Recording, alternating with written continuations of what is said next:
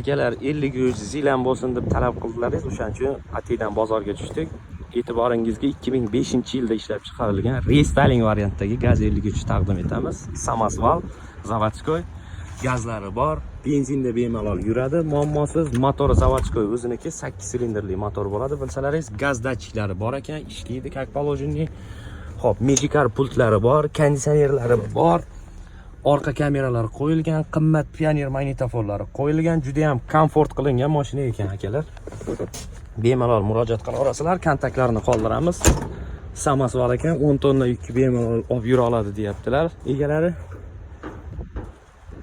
Balonlar holati 100%, polni ishga tayyor mashina. Bemalol xarid qila olasizlar. Motor moy yemaydi umuman, korobka mostda hech qanaqasiga problema yo'q.